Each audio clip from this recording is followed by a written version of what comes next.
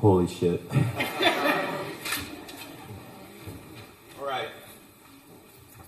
First off, thanks all of you guys for coming out. This is really, really an amazing feeling to see all your beautiful faces out here.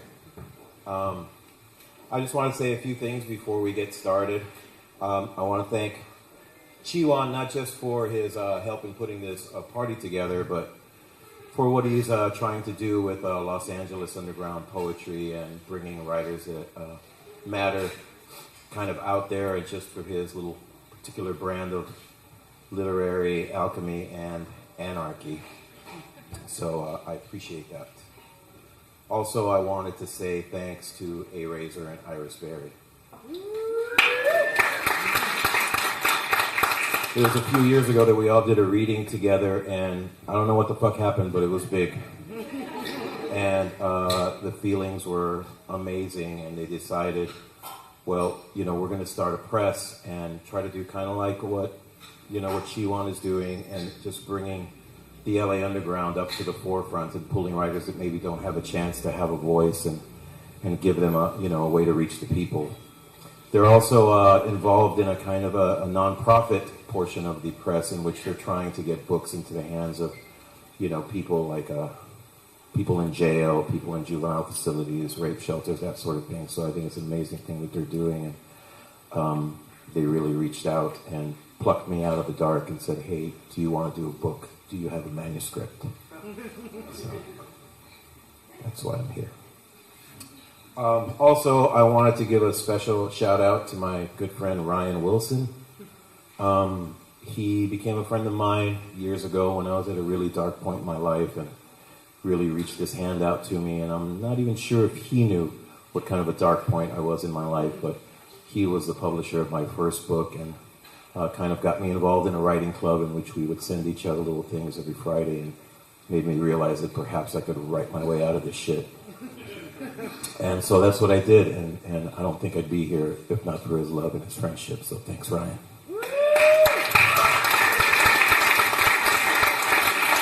So lastly, I wanted to give a shout out to my best friend, my mentor, my brother, and my father figure, Reggie Wagstaff.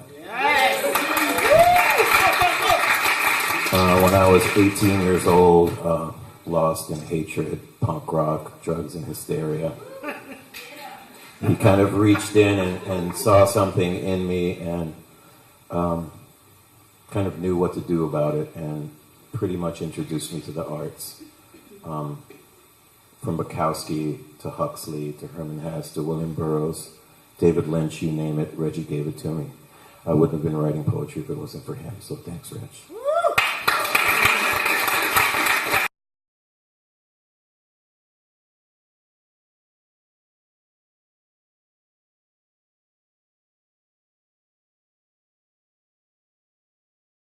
Really fucked up on PCP. We were living in a rinky-dinky shack, and a little moth had slipped in and was fluttering around one of our lamps. Me being deathly afraid of insects, I thought the first thing I should do is kill it. And she told me, you mustn't kill the moths. And I'm all, fuck the moths. I'm killing it. To which she replied, no, I mean, my grandmother told me the story that sometimes when people die and they're not ready to go, they get lost on their way to heaven because they're trying to hold on to the people they love, and the moths come in and kind of help them carry their spirits into heaven. And if you kill them, they might be trapped in limbo forever. So I thought, well, what if I don't just kill them? What if I... Anyway, that's the title.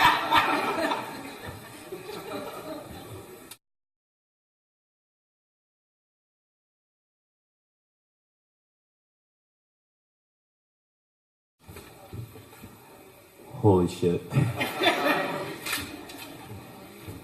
All right. First off, thanks all of you guys for coming out. This is really, really an amazing feeling to see all your beautiful faces out here.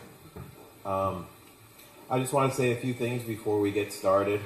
I want to thank Chiwan not just for his help in putting this party together, but for what he's trying to do with Los Angeles underground poetry and bringing writers that matter kind of out there, and just for his little particular brand of literary alchemy and anarchy.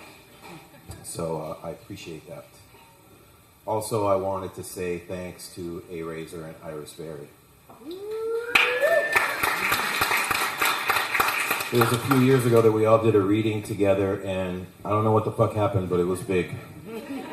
And the feelings were amazing, and they decided, well, we're going to start a press and try to do kind of like what Chiwan is doing, and just bringing the LA Underground up to the forefront and pulling writers that maybe don't have a chance to have a voice, and give them a way to reach the people. They're also involved in a kind of a nonprofit portion of the press in which they're trying to get books into the hands of, people like people in jail, people in juvenile facilities, rape shelters, that sort of thing. So I think it's an amazing thing that they're doing, and they really reached out and plucked me out of the dark and said, "Hey, do you want to do a book? Do you have a manuscript?" So that's why I'm here.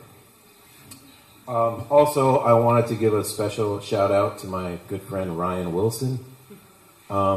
He became a friend of mine years ago when I was at a really dark point in my life, and really reached his hand out to me. And I'm not even sure if he knew what kind of a dark point I was in my life, but he was the publisher of my first book, and kind of got me involved in a writing club in which we would send each other little things every Friday, and made me realize that perhaps I could write my way out of this shit. And so that's what I did, and I don't think I'd be here if not for his love and his friendship. So thanks, Ryan.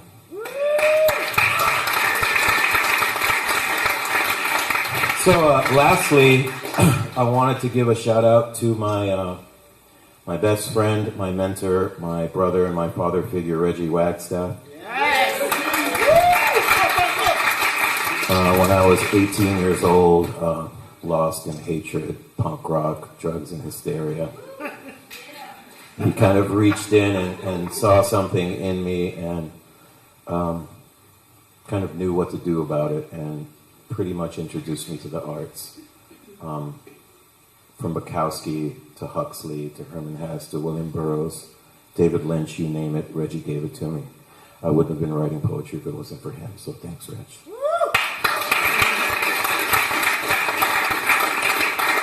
So here's what I got planned. I invited some writers here to read some work from my book. I picked this selection of writers very specifically for where I think it is that they come from with their writing. They're the kind of poets and writers that I admire, the ones that dig really deep into the earth with their hearts and their souls, and I just really like what they're doing, where they're coming from, what they're doing, why they do it, and what it is that happens when they do what they do.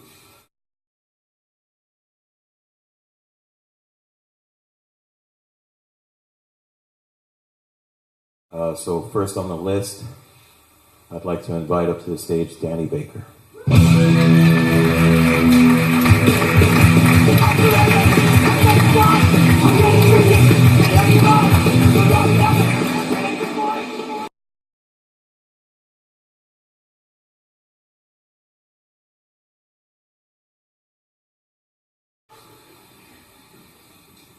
All right. This first piece is called Converted. My ex-girlfriend had a brother in prison for bank robbery. She had pictures of him holding a rifle in one hand, bag of money in the other.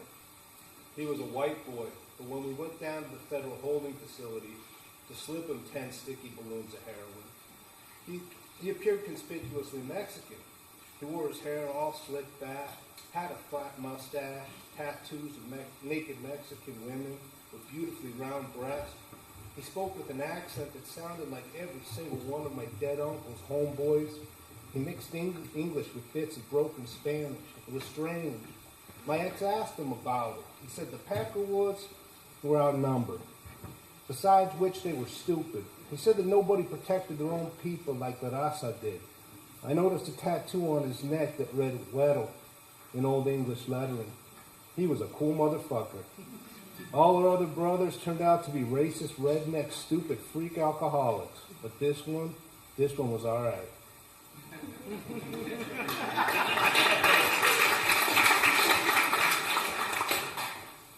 And one more. Carousel. I'm sorry, this is called Clear. Carousels of bending limb, flickers of the blood light shining on bouncing bones erected into fences and walls. Torsos bruised by capillaries singing death's hymn, an ode to disease. Escape hindered, mired in desire. Butchers lined up in meat's procession. Oh, that the blood might cleanse out filthy genitals swelling and vying for position.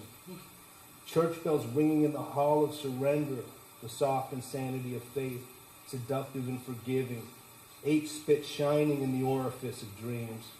Funerals of joy bedding down heavy, with eyes turned back to the excess of abandon.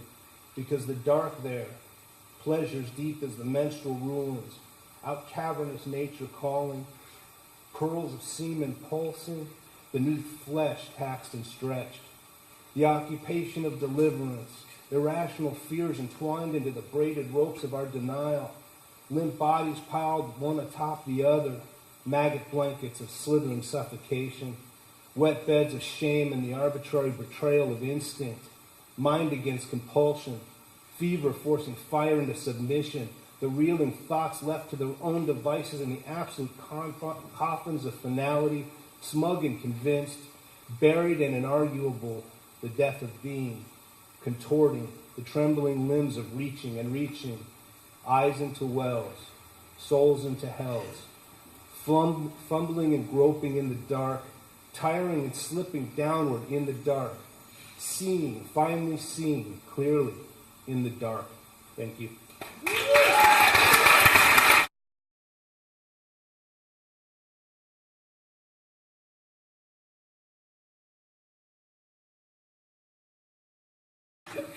Anyway, so next up on the mic is a lady I met not that long ago. Anyway, I met her at a poetry reading, and I was really impressed by what I thought she was trying to do with the word, digging deep into those places that a lot of poets are afraid to dig into. And I'm really glad that she agreed to do this. If you could welcome Rebecca Gonzalez.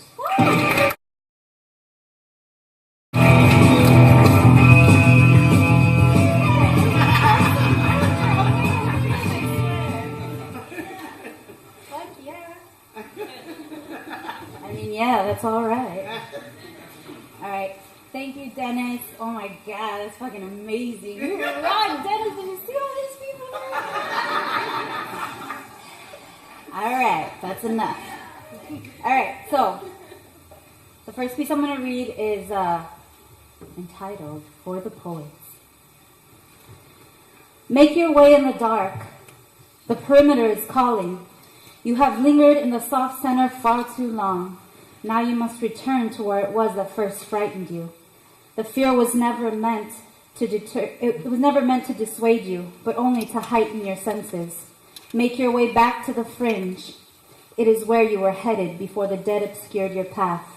Know that their presence was meant only to confirm the depth of your journey, and remember, it is not for everyone to report from this field. One has to be chosen, as you have been. Now get to work.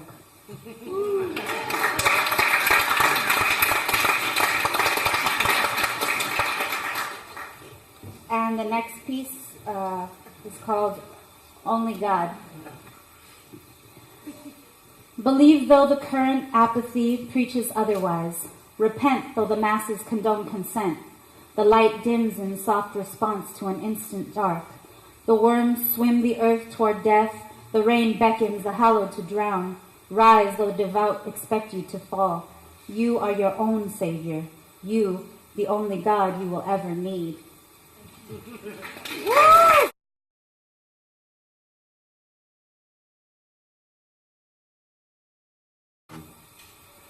Okay, so the next person I want to bring up is somebody that I've been sharing the stage with and sharing the word with for probably 17 years. the thing that struck me about him is his ability to dig into the darkness and find the heart and the light in this crazy life, this crazy city. There's something about him that always shines bright, and his work has given me hope sometimes when there wasn't anything else. Please welcome to the stage my pressmate, Rich Ferguson.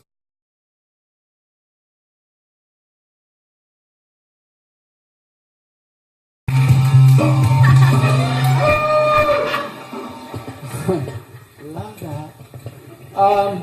It's a real honor to be here, Dennis. Thank you. Let's give Dennis a big hand.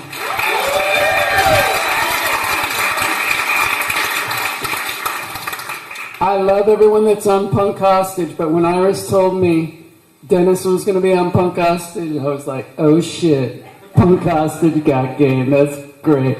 You know, what was really cool is like I read these poems a couple times before tonight, and they felt really good. I was just like, man, these are poems I would have loved to have written myself. So thank you for choosing these. So, this is called Massive Man. Oh, what have we done? Our platform-headed children petitioning poisons, training their minds like dogs to speak of their chains and tongues to bay up at the tower of epiphanies that looms blissless and unreachable. Like the memory of all our courage, this sad mass of man we've made, convinced and complacent, cornered and mistaken with our enlightened, darkened, our profits shrunken, and freedom finally sectioned, sanctioned, and packaged in plastic.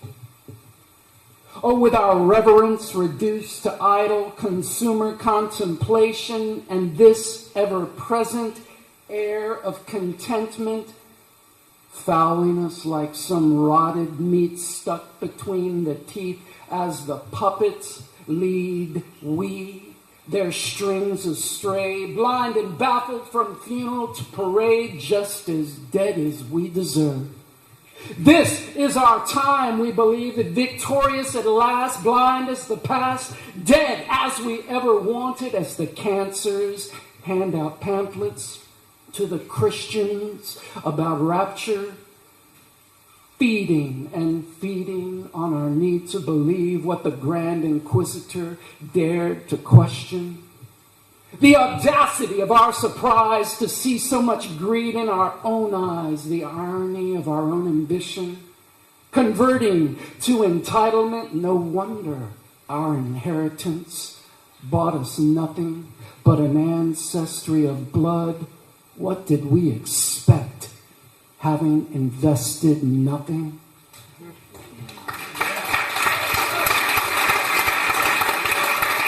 This is restoration. Gathering up all the broken pieces of selves, the shards of me, the slivers and the chunks, gathering them. From the bathroom and the car, from the mirrors and the bars, wiping up the blood of me. Scrubbing at my stains, my brains, all my remains. Wonder how I've gotten myself so everywhere, so all over the place. And none of it looks like it goes together. None of me matches, and I'm dirtier and heavier than I remember because I want to make something of myself after all. All those years so sure I wanted nothing, so sure I wouldn't meld with any of those identities, now thinking perhaps I was mistaken. Now thinking perhaps all is possible. Gathering up the shapes and shadows, the whispers and the rumors, assembling the timelines of all those warring lives because I want to be on time. Because there's a fight to win, because there is a reason to.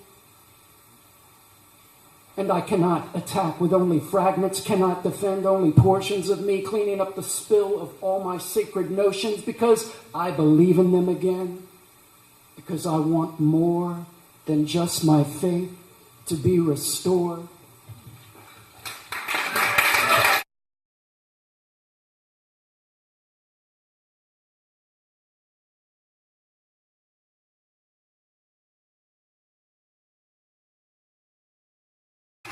Oh, shit was spiritual. All right, so next up, I got a kind of a special guest. This is a person that came into my life at a time when I really needed someone like him to come into my life. And he's turned out to be a very profound and wise influence on the way I look at the world. So I'm very proud and very happy to introduce my son, Henry Cruz.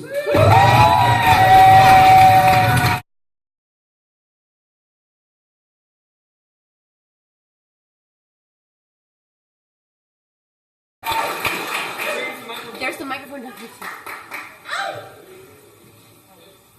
Yo, pose for a second.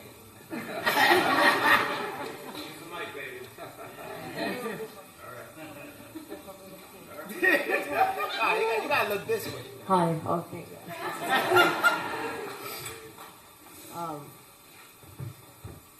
Destiny. I never think to use as paper toilet seat covers whenever I use a public toilet. It's a terrible oversight. I know. It's just that since I don't use them at home, all that crinkly paper just feels like it's not really me sitting there. I like to feel like it's me sitting there. I tell myself, everyone else must use them, therefore, the seat is probably very clean. I know, but what if they don't? Well, if that's the case, then maybe I was always meant to go ass to ass with all of them.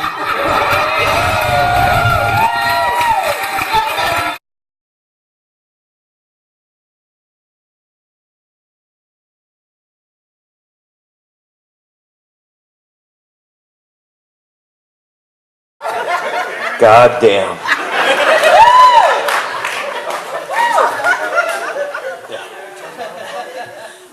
So again, selfishly, I selected that poem because I wanted to fucking hear him say it. Good fucking choice. Alright, so I don't want to get too emotional, but I do want to say that this next writer, for the same reasons that I picked the other writers, is somebody that I think is doing something important with their work. Somebody that is trying to deal with how difficult life can be and find some kind of light at the end of this fucked up tunnel we call life. And anyway, I've known her for a little while. Please welcome to the stage Annette Cruz.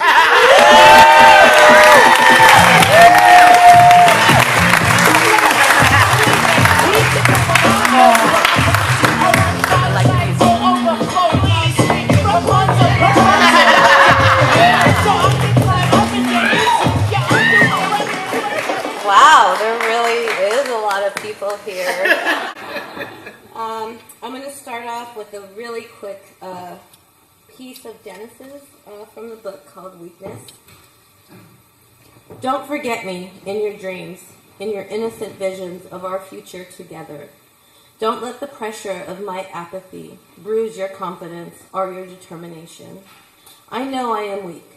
I need you to be strong for me. I need you to be what you want from me.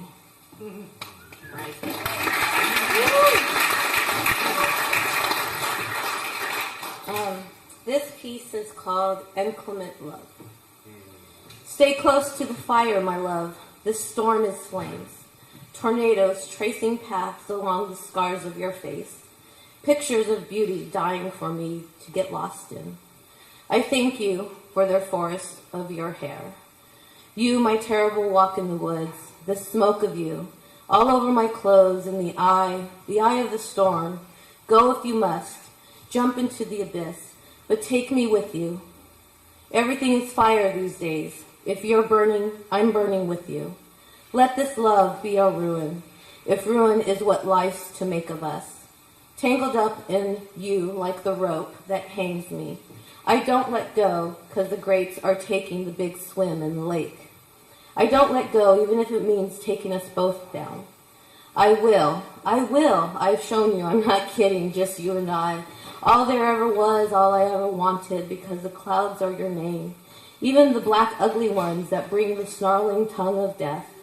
Even those I'll take The madness of your eyes, when the light shifts, I've bled this, I will forever. I love you. You are the death of me, the life of me, the family of all of me, wearing cells, rip me to pieces, that the world may never beat you to it. I want you to do it. I want you and me to stay close to the fire. It's where we met and where we should end.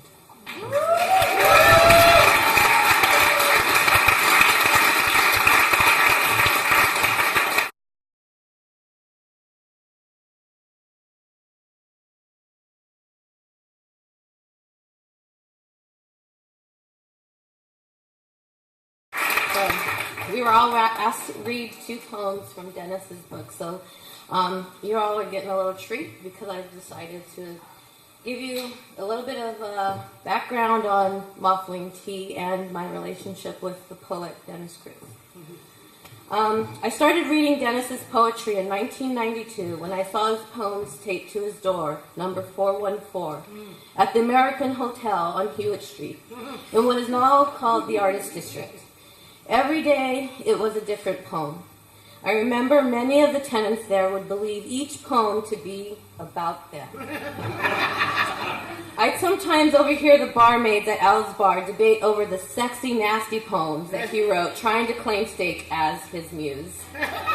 He often threw his poems away, mostly throwing them out of his 4th floor window, where I'd often look over the window's ledge and see folks picking them up off the sidewalk. Sometimes the poems would even go missing from his door. I watched him write a play called Exhale for Al's National Theater in 1992, break his open mic cherry and become a regular at To the Curb on Hewitt and Traction in 1993. Go on a West Coast poetry tour for Ton Records in 1994 and hang out with Joni Mitchell, Timothy Leary, Perry Farrell, and Gregory Corso over the span of those years, all in separate, intimate living room situations. I seriously started to ponder this mysterious potential in front of me, who kept inviting me to hang out with him, and I started to consider what a future would be like with him. Who is Dennis Cruz? I thought. I've seen him share the poetry stage with Angela Moore of Fishbone, Keith Morris of Circle Jerks, Jack Brewer of Saccharine Trust, and the late Bob Flanagan, without even trying.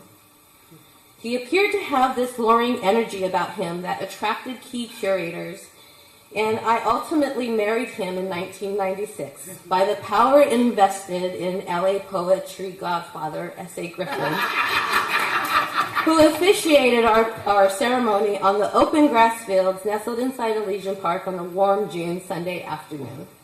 S.A. even drove me in his black 59 Cadillac, the same one that the Karma Bums used to drive around in, so he drove me straight onto the lawn to where Dennis was waiting for me, and I walked down the grass aisle to the Doors' My Wild Love, and the DJ played Everyday Sunshine by Fishbone after we were pronounced man and wife, and our first song as man and wife was Summertime Rose by Jane's Addiction. And just as our future was shining bright, an awful and unforeseen circumstance unfolded. In 1999, my mother-in-law had made an attempt at taking her own life, and upon her recovery in the hospital, she suffered a fatal heart attack. And as you've read in Dennis's first book, and now in Moth Wing Tea, his coming to terms with this huge loss has been a horrific challenge. Dennis had surgery a few weeks prior to the release of Moth Wing Tea back in late June of this year. And with the arrival of our second granddaughter in August, we had Moth Wing Tea launch party scheduling conflicts all summer. So when I heard the original launch party date got moved from October to today, the day after the anniversary of my mother-in-law's death, I realized that the release of Moth Wing Tea is already working its magic. The universe kicked it up a level, and it is now giving Dennis a reason, a new association for this difficult time of year, because this is what a book launch party is all about. It's about celebrating life with all its pleasures and pains, It's about the power of the written word and how it is therapy for the writer to express it, how it is food for the observer who reads it, how it is medicine for those who relate to it, how it is often terrifying for those who haven't been to enter into experiences that they don't dare to dream, and how necessary it is for mankind to mark their history and share it with anyone curious enough to find it.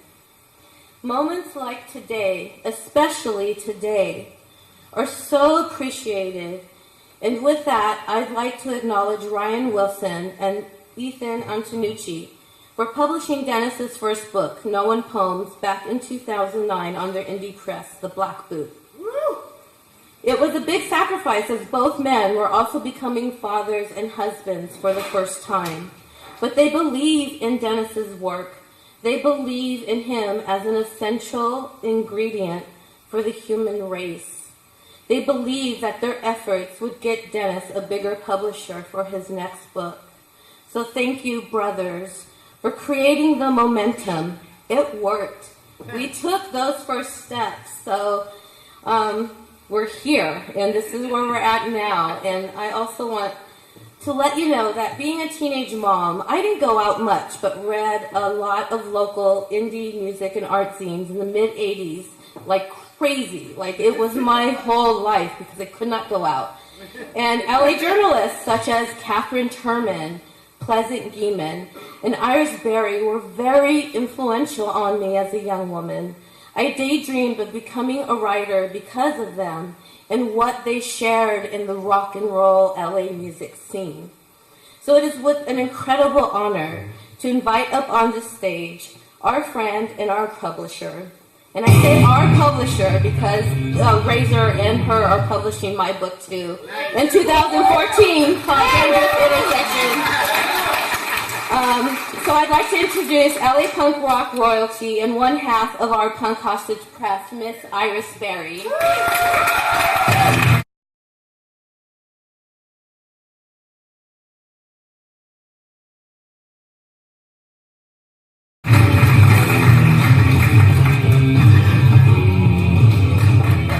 Thank you, everyone. This is beautiful. I want to thank Chiwon Choi for having us here at this splendid, lovely, beautiful, magic occasion. Sorry about the limp. I had a skateboarding accident. I tripped over my nephew's skateboard. But I should recover in about 8 months. A Razor couldn't be here tonight, but he's really here with us. And he and I spoke before I came down here, and he told me to let everyone know, especially Dennis, to break legs. And if you know Razor, that's really kind of true. I'm speaking on behalf of both A. Razor and I. We are overwhelmed by how lucky we are to have the writers that we have and to have both of the Cruzes to be on our press. And it all started with Danny Baker. As Dennis stated, when we did this reading at Beyond Broke about almost 2 years ago, I think it was December 8th, to celebrate Danny's chapbook, Fracture. And Dennis was on the bill, Annette was on the bill, Razor and I were on the bill, and of course Danny was on the bill and for his book. And after that reading, it was so wonderful.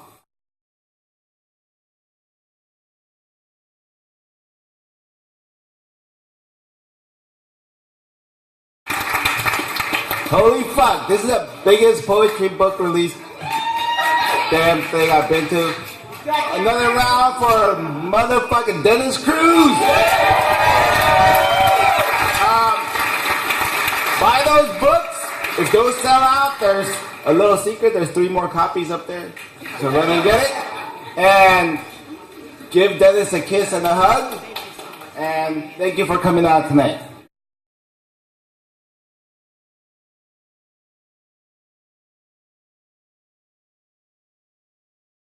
Coming out, I want to read a few poems.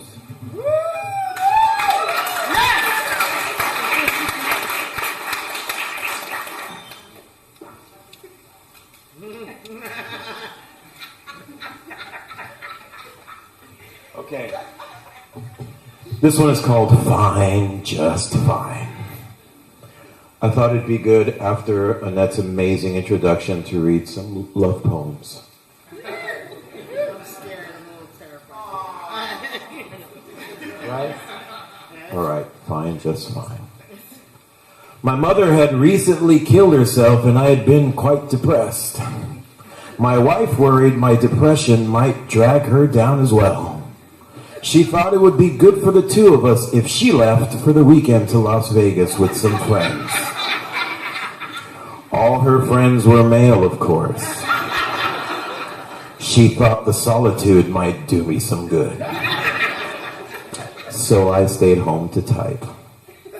After the third beer, I began to curse her silently in my head. After the fifth, I cursed aloud. I began imagining her laughing and drinking with all those men. At first I was angry, but slowly it became something else. Soon I began imagining different scenarios in which I'd be informed of her untimely death. Car crash, overdose, falling off a roof, drunk. In each one, I took the news remarkably well. Always calm and composed, helpfully answering the police's questions without a single moment of terror. This began to soften my mood. Soon the poems began to roll on out. Really solid lines with power and grace. I began to feel strong again. A sense of purpose began to form. I really thought I had put all of her behind me. And then the phone rang, bringing her suddenly back. She said she called to see how I was doing.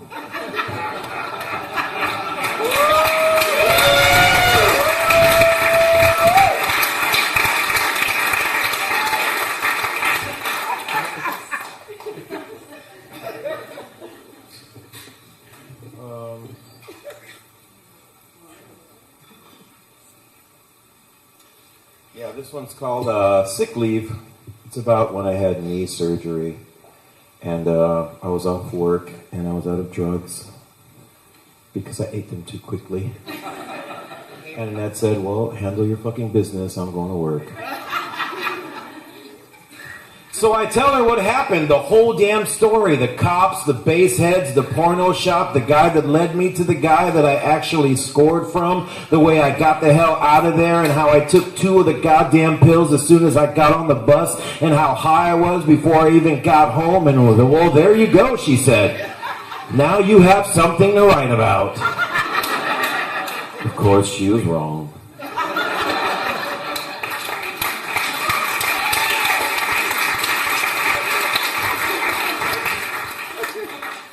So I'm really happy. I got so much of my family out here tonight. Uncles, cousins, brothers, sisters, people I haven't seen in a long time. So many of my friends. I want to take a moment to give a shout out to my mailroom boys from Gersh. Yeah. Alberto, Edwin, AJ. I can't tell you how much I appreciate you guys keeping me smiling through some really fucking dark times. If it wasn't for you, I don't think I could fucking work there, I swear to God. Anyway, let's get into the family material. One sec.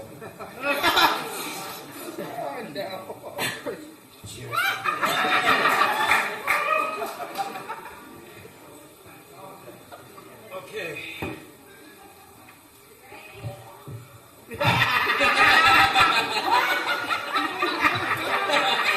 All right, this one's called Absence.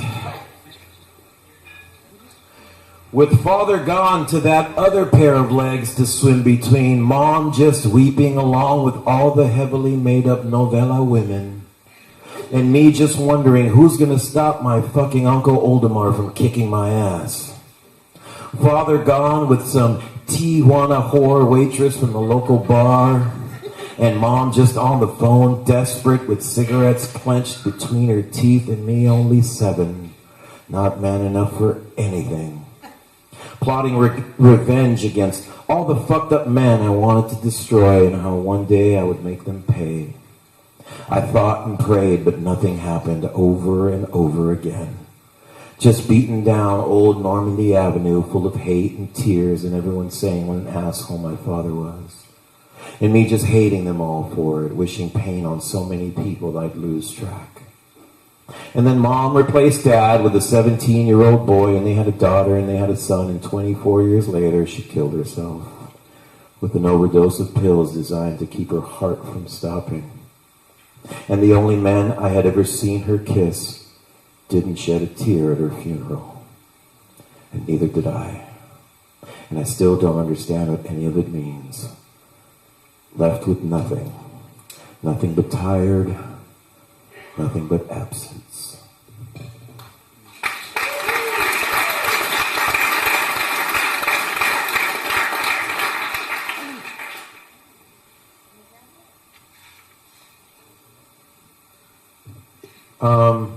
When I was a kid, after my dad split, we moved in with my grandmother and my uncles, and my mom used to babysit some kids from the neighborhood to make money. Oddly enough, she used to sleep till 2 in the afternoon and leave the fucking kids alone with us. Bad fucking mistake. Anyway, this one's called Cinema Verite, and some other family poems. So hugs, everyone. We were going to the movies just as soon as he was done making her cry. She was 6, he was 11, I was maybe 7. He made her sit on the chair, told her to lift her arms up in front of her. Every time she lowered an arm, he hit her. He hit the arm, she just couldn't keep up anymore. He told her, if you scream, I'll hit you harder. She cried but never made a sound. I was impressed. She could cry without ever making a sound. I wanted to be like her. I wanted to cry without making a sound. I wanted to be like my uncle too. I wanted to hurt somebody. Not little May, but somebody, someday. After a while, he got bored and we went to the movies. On our way out, he told her, if you tell anybody what happened, I'll kill you. I knew he wouldn't kill her, but I could tell that she believed him, and I was so impressed. I wanted to threaten somebody like that so they'd believe me.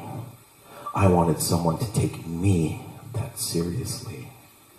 We left her there, wiping her tears and snot on the sleeve of her shirt. It was really bright outside. It was such a beautiful day, and I was in such a good mood. It was good to have my uncle around to teach me how to be a man. My dad just couldn't be bothered. He was too busy living his life with his own people.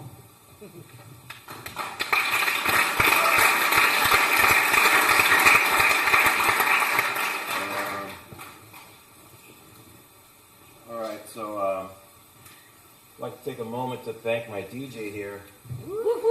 DJ Hepatitis B. This motherfucker has been around the block. He knows his ways around the 1s and 2s. Disco Lanya.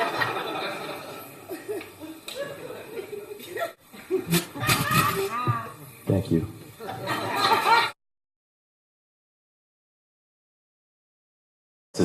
But I believe that we have a purpose in our heart, and I need to know this is what God wants. God, is this where you want us to be? Is this the church you want us to have?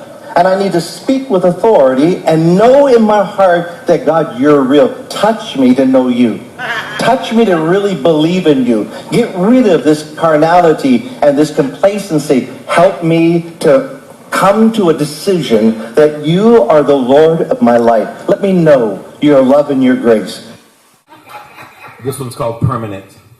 Not with all the books read and forgotten, not with all the epiphanies enlightening then fading, not with love eternal, not with success or popularity, not even with fame, but only with fire and death and trauma. Only then can you be assured of real and permanent change. Even God would have told you that if you'd had sense enough to put more screaming into your prayers.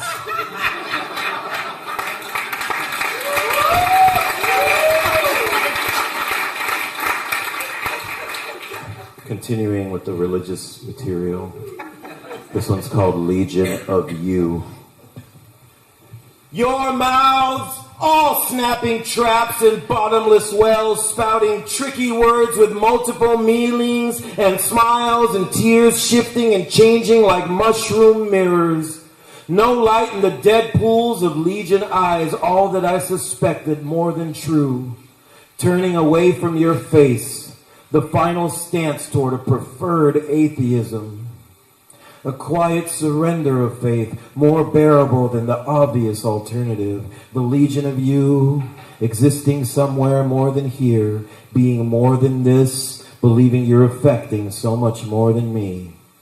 Choosing a barren, godless plain over the stink of your spirit fields, burning into the future and back into the past, knowing I flirted with all your light, only to find I preferred the dark.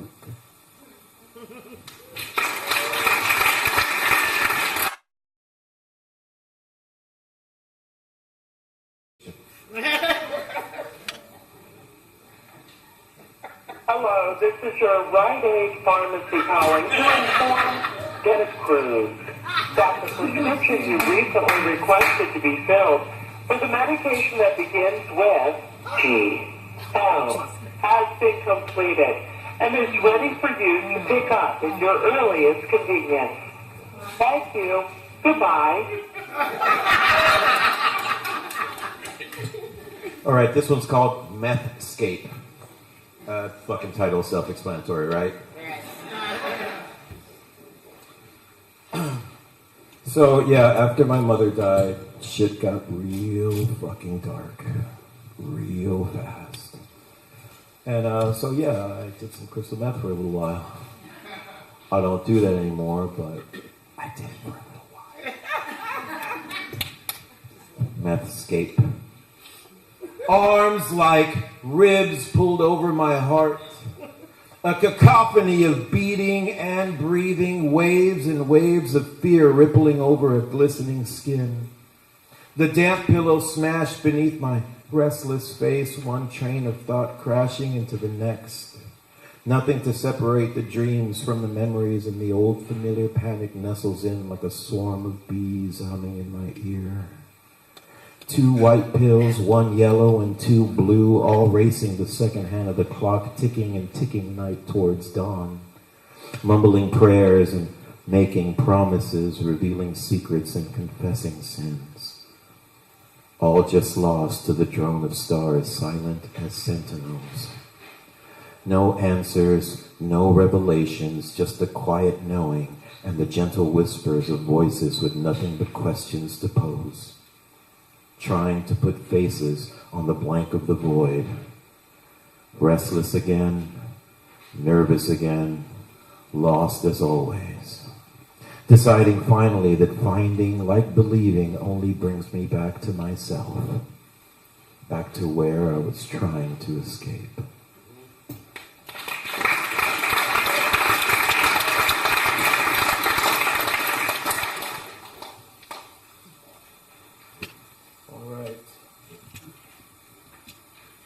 I'm going to read a couple more, and after that, you guys can buy some books, have some drinks, high-five me, because this has been fucking terrifying.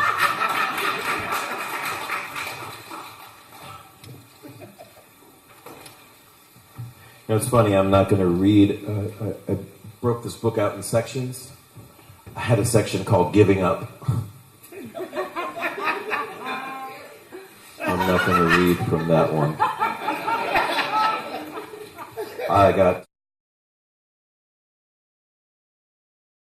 this first one is called Untitled Paranoia Rant number 73.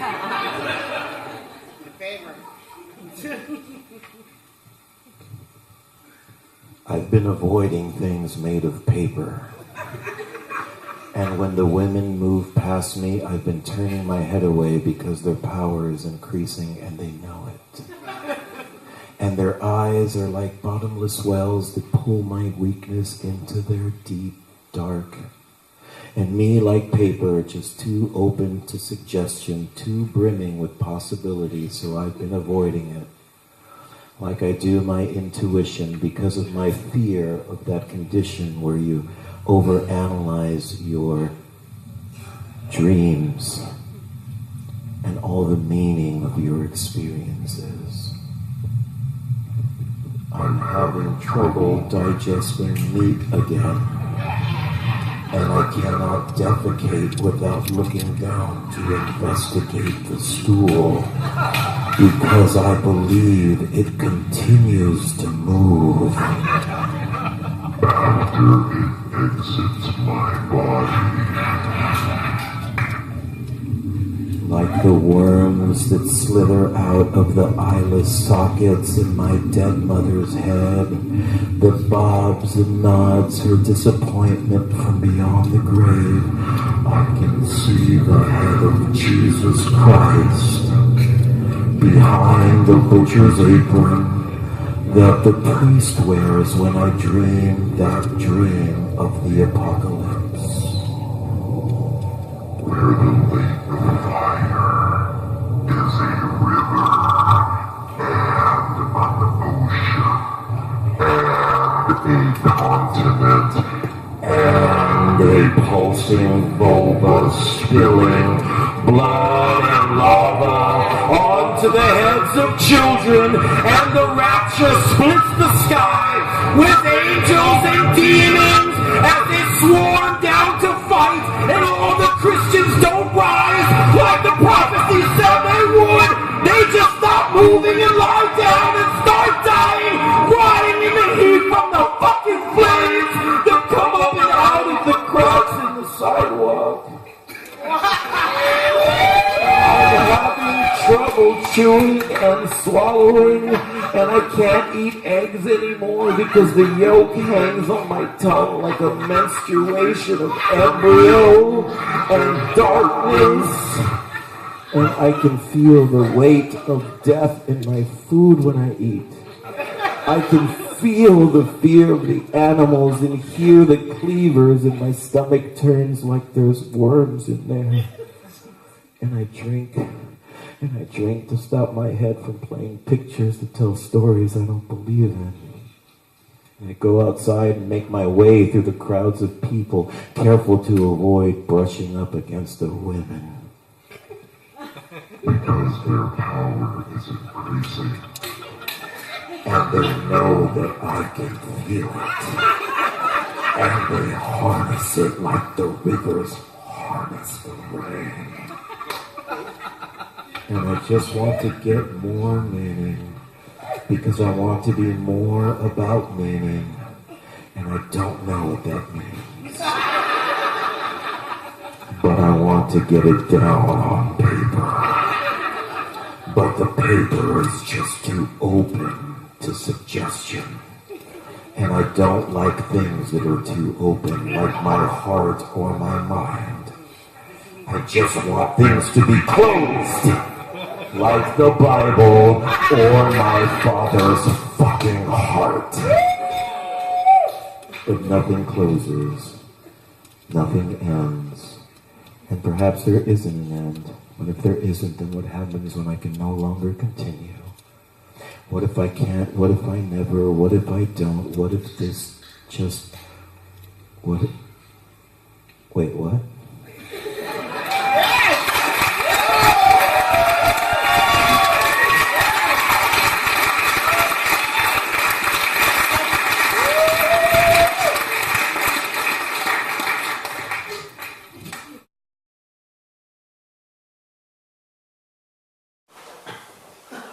This book is a collection of poems that pretty much sums up what I've been going through for the last 14 years. And I want to read this last piece that's called Forever. Today, a trumpet for your eyes, all the stars in the sky burning to light the way, to maneuver through the dark of so much nothing. I hope there's something out there, but I hope it's not the same for me as it is for you. I hope that what and how we do it shapes where and how we get there. It's not that I never want to see you again. I just hope that neither of us will look the same. I hope that all we did when we could have done nothing will leave us shining and forever changed. Thanks.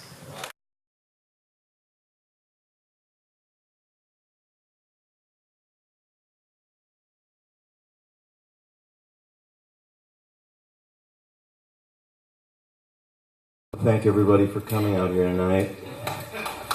Bitches all making me cry and shit. Wait, hold up.